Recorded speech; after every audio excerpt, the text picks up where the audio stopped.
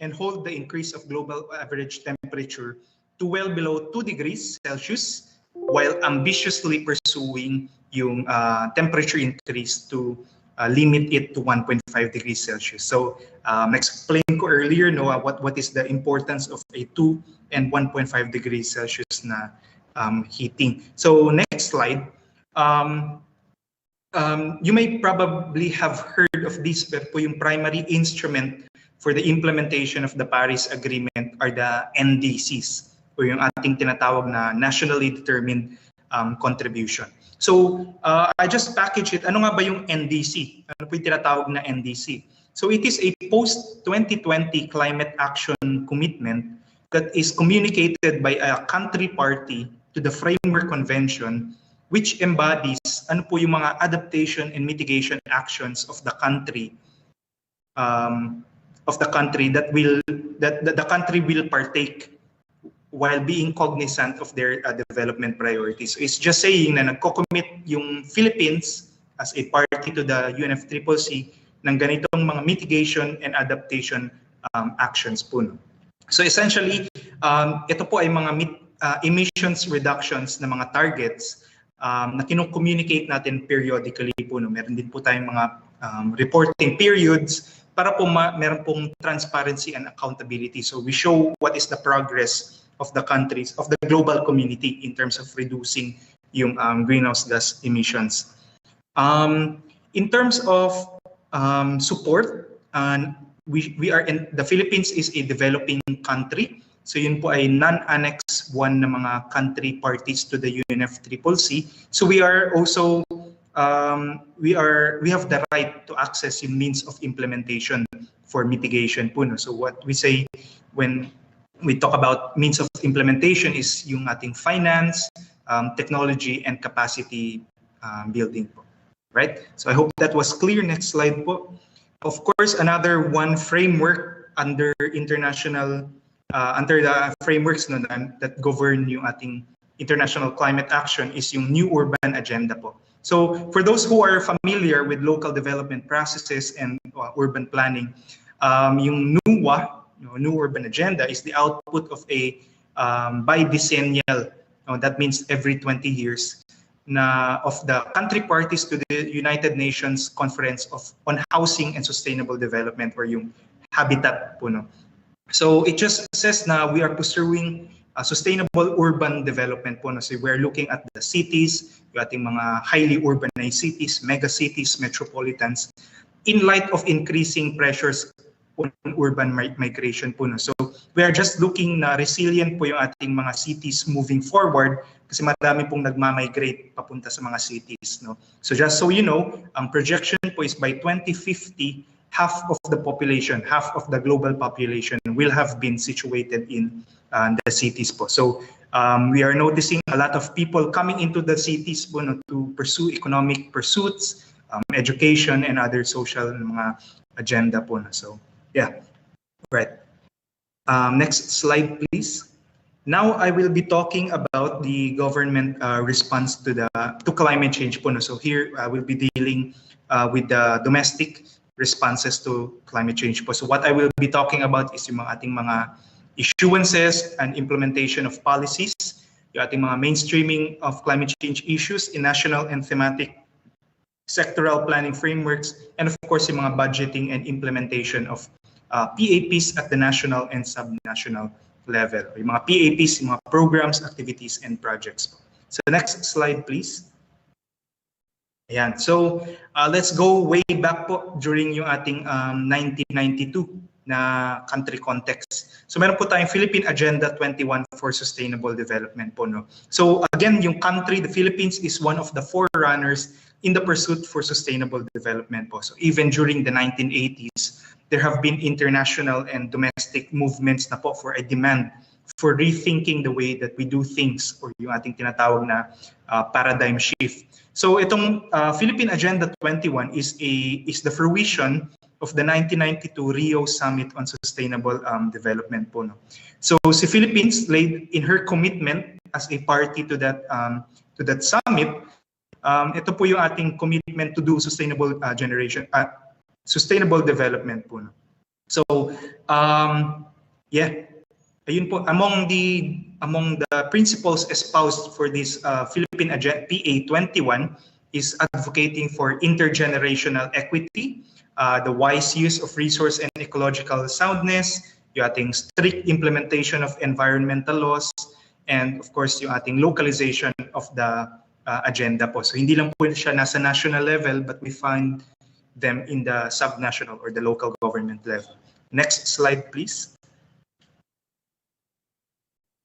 Yan. So the Climate Change Act of 2009 came into law to designate yung Climate Change Commission to lead yung formulation of strategies for climate change adaptation and mitigation po. No? So meron po siyang minamandate that the Climate Change Commission pursue a framework strategy on climate change and a national climate change action plan po. So let's just talk about the framework. Next slide po. So ito po yung ating National Framework Strategy on Climate Change. Ito po ay 2010 to 2022 po. So it envisions a climate risk resilient Philippines with a healthy, safe, prosperous, and self-reliant na communities and thriving and productive na mga ecosystems. So essentially, ito na po yung framework of operations. How do we move forward? How do we plan amidst climate change po? No? So it espouses yung ating adaptation and mitigation po. No? So I would like to say that I would just like to emphasize na the country's anchor strategy on climate change is adaptation po, no? And we pursue mitigation as a function of adaptation. So what does that mean po, no? So within yung ating adaptation measures, we find mitigation measures within that. So for example, if we want to reduce the risk of landslide and flooding, then we may be better off to opt for yung ating measures that have mitigation co-benefits such as reforestation, regeneration of forests, or coastal protection. All right. Next slide po. Yan. So meron po tayong new urban development and housing framework. Yan po ay mainstream na din po yung ating climate change. So key framework principles and strategies na lang. Climate change, resilience as a base for spatial and sectoral development. So whenever we plan for our land use and yung ating sectors development, we always consider yung climate change resilience. Of course, in moving forward, we want to develop green cities na mababa po yung emissions, GHG emissions, and we do that through urban plans and design. So next slide po. Yan. So yan po yung development of the national government guidance on mainstreaming climate change at the subnational level po. No? So ito po yung ating guidance to the local governments to do climate action. So for example, in 2014, naglabas po tayo ng updated na guidebook for land use planning. In the next year, naglabas po tayo ng supplemental guidelines for mainstreaming climate and DRR sa ating land use plans. Important po yung ating land use plans sa local government because they govern the different types of land uses sa ating cities, municipalities, and even at the provincial level. In 2016, naglabas naman po si DILG ng kanyang illustrative guide for the sectoral development plan. Mainstream na din po natin yung climate change doon. In 2017, we issued yung ating mga local climate change action plan na mga guidebook. So we better espouse the local government is encouraged to define yung kanilang adaptation and mitigation strategies po. And recently this year, naglabas na din po tayo ng sectoral development plan guide for mainstreaming CCDRR.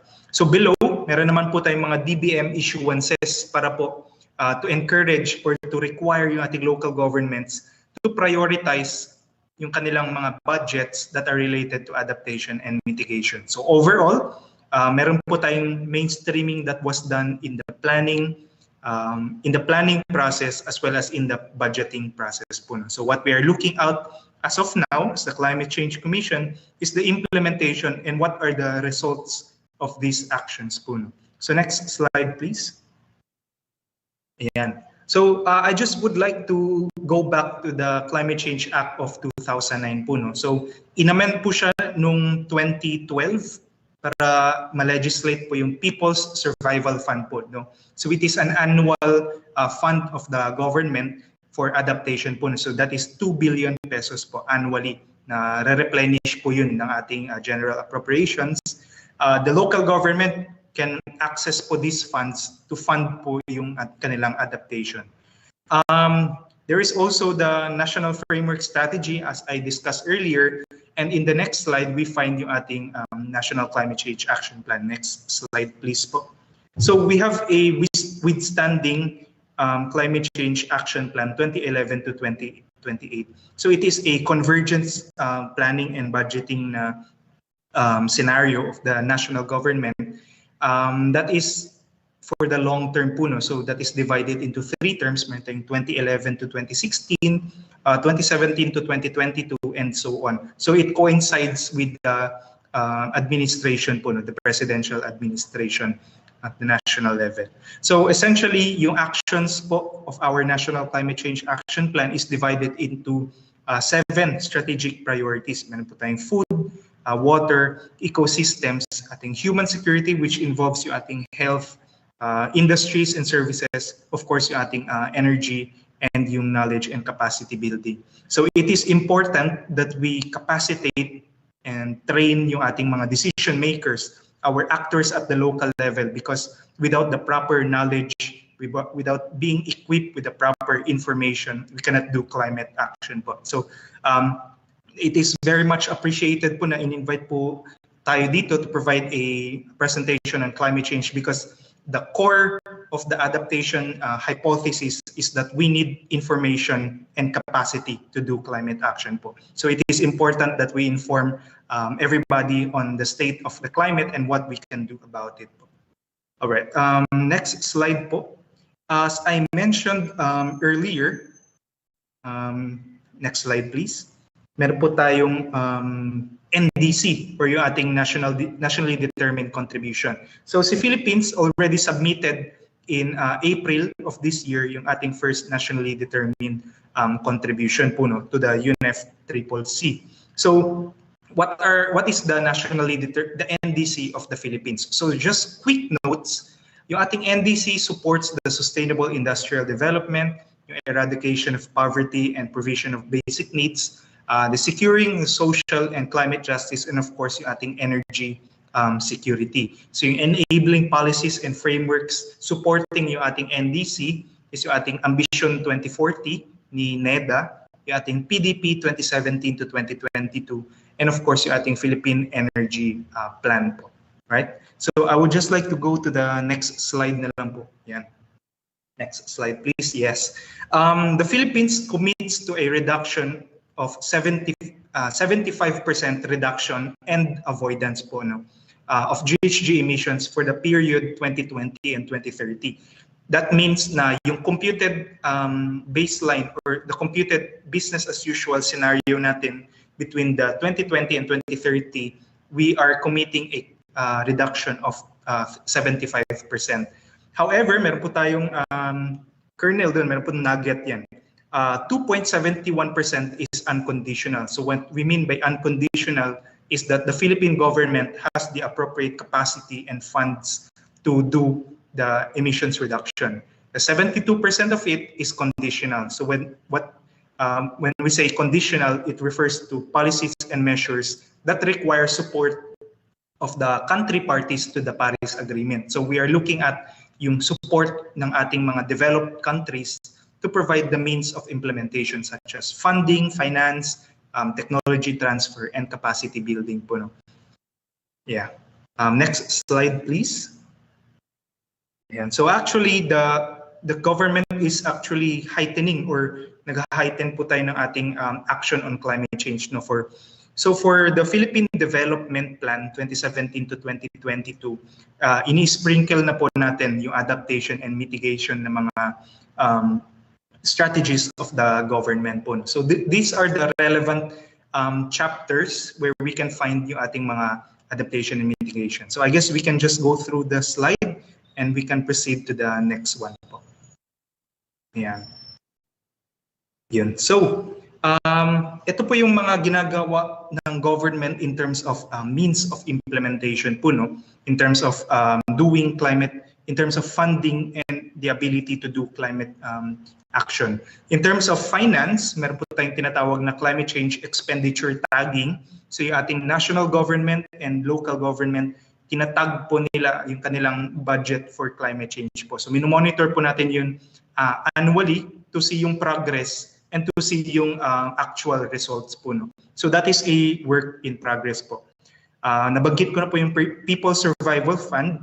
Meron din po tayong Risk Resiliency Program. So that is the program of the cabinet cluster on CCDRR po. No? So it is a convergence among oversight agencies to budget for the common and shared na mga goals and targets. So meron pong priority provinces. I believe Zamboanga del Norte is one of the priority province po niya. In terms of capacity building, CCCC, yung program niya po for CAP Build is Communities for Resilience po. So bumababa po kami, pre-COVID, bumabiyahe po kami sa mga probinsya to provide capacities for target LGUs po. Pino-provide po natin sila ng knowledge and information on risk assessment and of course yung ating GHG, greenhouse gas inventory po. In terms of technology transfer, there is ongoing cooperation and collaboration among the national government and as well as with yung ating mga development partners po that support yung the means of implementation. So next slide po. So if you want to know more about the government's action on climate change, you may want to go to the website, yung ating National Integrated Climate Change Database and Information Exchange System. Yun po yung ating NICDIS. So you can go to nicdis.climate.gov.ph po. So we can find different information on the greenhouse gas inventory of the Philippines, yung measuring, reporting, verification, yung MRV niyan, adaptation, M&E, climate finance, yung mga action plans of the local government, and yung mga climate reports. Just a disclaimer, ito po ay the website is a continuing po yung ating enhancement po dyan. But there is already sufficient information po in the landing page. Next slide, please. In terms of monitoring reports, nagre-release po tayo ng mga reports on the domestic climate budget of the government. So tinitignan po natin yung General Appropriations Act, yung mga annual investment programs ng ating local governments po. No? Yeah. And then we also have a M&E report of the National Climate Change Action Plan for the period 2011 to 2016 po. So makikita po lahat yan dun sa ating NICDIS website. Next slide, please. And as a party to the UNFCCC, we also do yung mga national communications po. No? So the first one was in 2000 and the second one was in 2014. So we are currently developing one para makapag-submit po tayo by 2024 po. So essentially, yung national communications just provides information to the convention on where we are in terms of climate vulnerability or risk, ano po yung emissions natin, ano po yung ginagawa natin in terms of adaptation, mitigation, what do we still need, ano po yung mga gaps and constraints para masuportahan po tayo in our climate action po. Yan. I think that is the end of my government response. I just have dalawang slides lang po, sir. If we go to the next slide. Yan. So I would also like to take this opportunity, no, to just to flag po yung relevance of the COVID-19 and climate action po. No. So if you see the slides here, the interval between outbreaks has become shorter na po. No? So this is probably due to the complex connections between virology, biodiversity, climate, poverty, food safety, and population and growth po. But just to show that, the graph just shows na umiikli po yung intervals between the outbreaks that have occurred po. No? So meron po tayong yung the Marburg, the Ebola, yung ating SARS, MERS, and COVID-19. So while it is not directly, as of now, no, hindi pa po siya directly attributable to climate change, yung ating outbreaks, there is an observed shortening of the interval between them. And it is probably because complex naman po yung ating human and natural systems na interaction. But if we go to the next slide, ayan po. Climate hazards, climate-related hazards will continue to complicate po yung ating COVID-19 response and recovery measures in the Philippines po. No? So, drastic behavioral changes should need to be to be signaled in responding to climate change in the long run.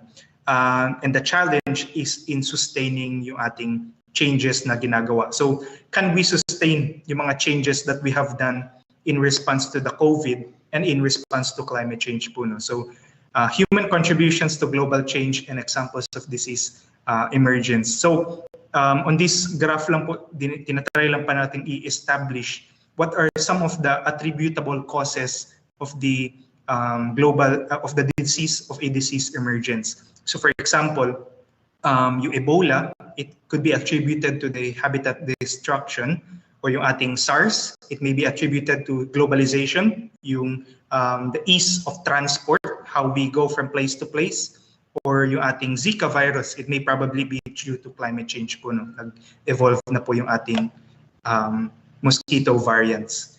So for my closing slide, nag-on na po ng camera sina ma'am and sir. Yan po. Just to recall po and frame our thinking in moving forward, the world and the country operates under the framework of sustainable development, wherein yung ating development actions that we plan, implement, and monitor all contribute to people, prosperity, and yung environment. So as means to adjust to the changes in the environment, we plan yung ating adaptation actions, not just for the medium term, but for the long term. So regardless, it is important na mag-adapt po yung natural and human systems po. No? So just key takeaways po no, from my presentation. Our activities, human activities, alter the state of climate, and there is an unequivocal consensus in this. However, we can do something about it, and we are in the position of doing something about it. And lastly, we must deepen po yung ating resilience, and by deepening it, that means an inclusive, holistic, and long-term perspective in doing things. Thank you so much po, and that's my presentation.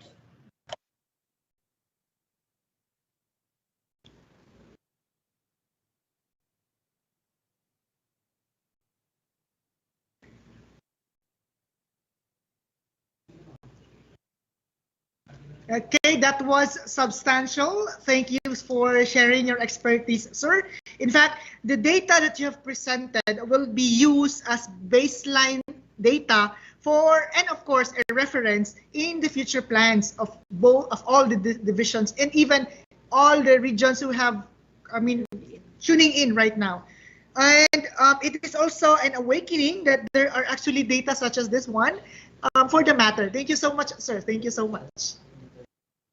So before we proceed, I guess it is very important that we are to give recognition to Sir Francisco, partner. Yes, allow us, sir, to present to you your certificate and token of appreciation. Let me just read the citation.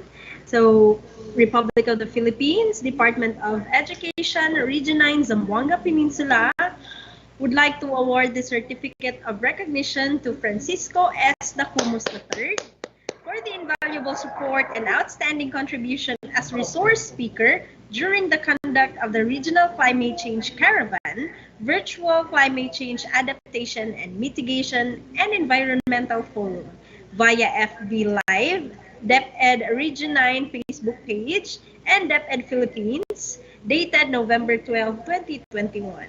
Given at Balintawak, Pagadian City on the 12th day of November 2021, signed by our OIC Office of the Regional Director, Dr. Ruth L. Fuentes. Yun, thank you so much, sir. And of course, yes, we will also be giving you this surprise mystery token coming, of course, from 1111. Thank you so much, sir. Thank you for your time, from sir. the bottom of our heart, ayaw katagam, sir. Napatay future engagement po. Salamat, sir. God bless Thank you. you. Yes, and please stay for a while, sir, for The photo op. Later po, mga 2 minutes na lang. Yes. So, Partner, we heard two perspectives now, no, in addressing climate change. One from an NGO, thank you so much, Save Philippine Seas, for sharing your expertise also. And of course, this one from a government agency, the Climate Change Commission. That is absolutely right. And it is not just a problem for the adults, but climate change is something we all should be worried about. And to formally conclude our Regional Climate Change Caravan, the Virtual Climate Change Adaptation and Mitigation Environmental Forum, here is the Chief for Educational Support and Services Division of Region 9 to give her closing remarks. Ladies and gentlemen, Chief Sheila Rose Apia.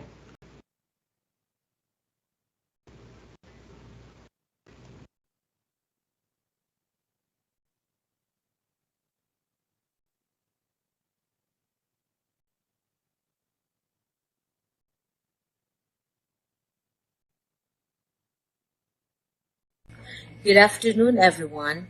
Thank you for your participation in the Regional Climate Change Caravan, or the Virtual Climate Change Adaptation and Mitigation and Environment Forum.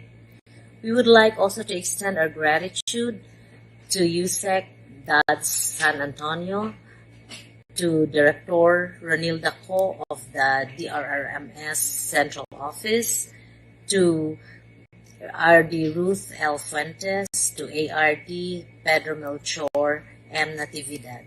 I would like also to extend and congratulate for the successful conduct of this forum, our regional and division DRRM coordinators. Thank you, everyone, and let us do our part in helping save our environment.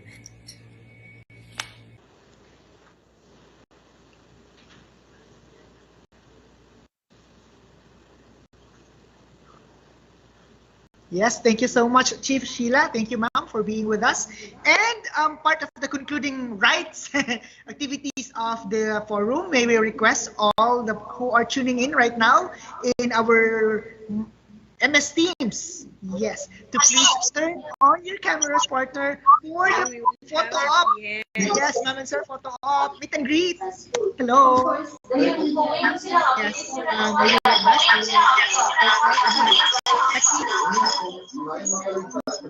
turn on your cameras, everybody. Hello po.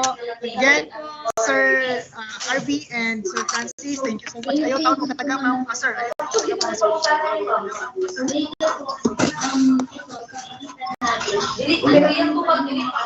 see our RRM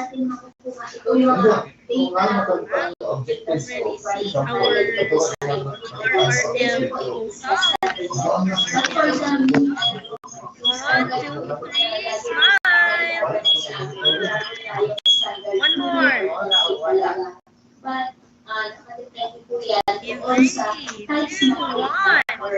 In 3, 2, 1.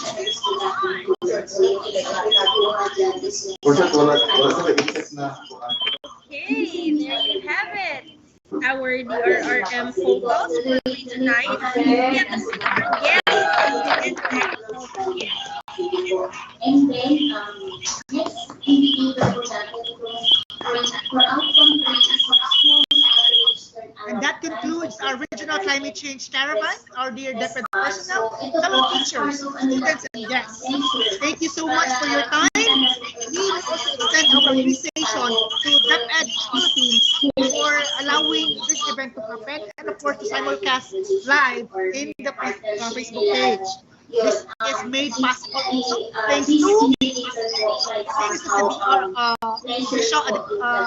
regional DRRM, of course, to the host team of this event, Bacolod City. Thank you so much. Of course, headed by our DRRM president, Mr. Alan D. Chu. Thank you so much. Also like to shout out our schools division Sir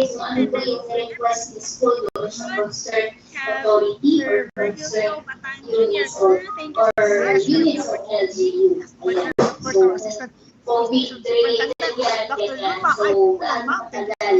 Together with our students,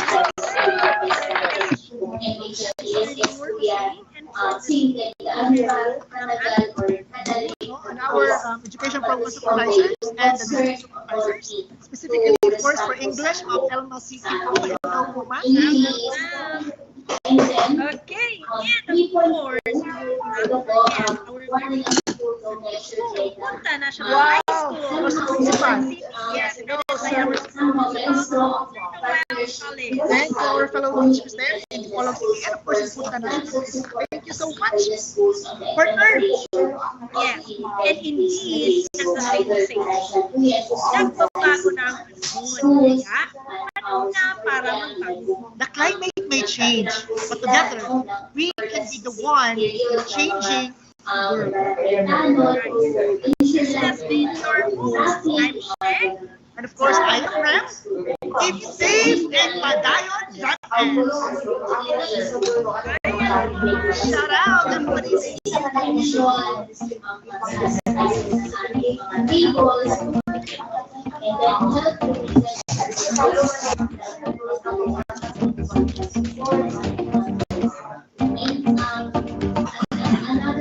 Congrats, Sir Alan. Congrats, Sir Alan. Congratulations, Sir Alan, Okay, and the Sir Polog Alan. City Division. Oh, congrats. Asa man ang uban? Isa, Nathan, si Roy.